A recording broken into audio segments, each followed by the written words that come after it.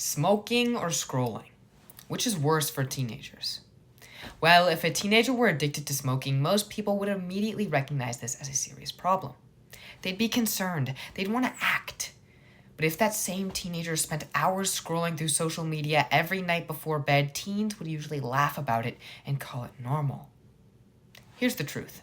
Objectively, smoking is still more physically dangerous. The average smoker loses 20 years of their lives. But here's the part that people overlook. The scale of social media is far larger. 46% of teenagers in the United States feel like they are almost constantly on their phones. And researchers estimate that the average young person today is on course to spend 25 years of their lives on their phone. So while smoking harms fewer teenagers, social media is affecting nearly all of them. Okay, you might be wondering why I'm comparing social media to nicotine. You're probably thinking, social media isn't bad. It lets me share my rock climbing videos, stay connected with friends, and learn from people around the world. And that is true. Social media can genuinely connect people and spread information and opportunity.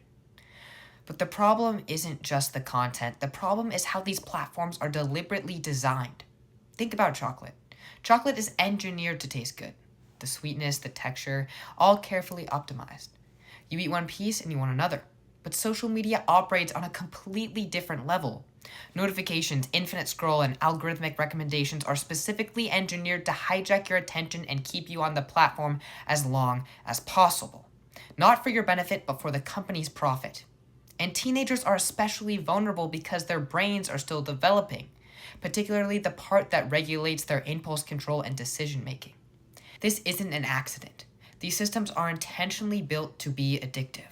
And here's something that's important. This isn't just an opinion anymore. Courts are now holding tech companies legally responsible. In 2 recent landmark US verdicts, juries found that social media platform product design, the way these apps are built, caused measurable harm to young users. These weren't fringe lawsuits. They represent a growing legal recognition that addictive design is not a neutral choice. It is a decision with consequences. Okay, so why does this matter right now? Well, 94% of high school students report experiencing regular mental health challenges.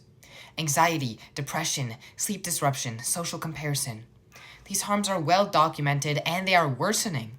Some people say the answer is simple. Parents should just set screen time limits and take phones away. And that sometimes works. But think about what we're actually asking. We can't realistically expect parents and teenagers alone to resist products that billion-dollar corporations have intentionally engineered to override self-control.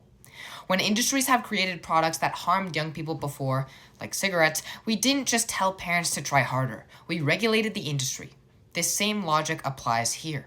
So what can we do? Well, there are 3 things worth knowing about.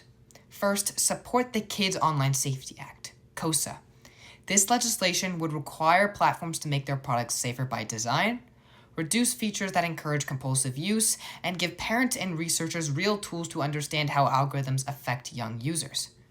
Second, support additional legislation. Links to specific bills and how to contact your representatives are in the description below. It takes 5 minutes and it matters. Third, education. Teaching young people how these platforms are designed to capture attention is itself protective. You understand the machine, you're harder to manipulate. Knowing that your feed is algorithmically curated to keep you emotionally activated makes you a more conscious user. For decades, society minimized the risks of cigarettes. The industry said the science wasn't settled. They said it was a personal responsibility issue. Eventually, too late for many people, we acted. We are at the same crossroads now with social media. It is time to stop treating this as a personal failure and start recognizing it as a design flaw. It is time to stop experimenting on our youth and start protecting us. The links, sources, and ways to take action are in the description below.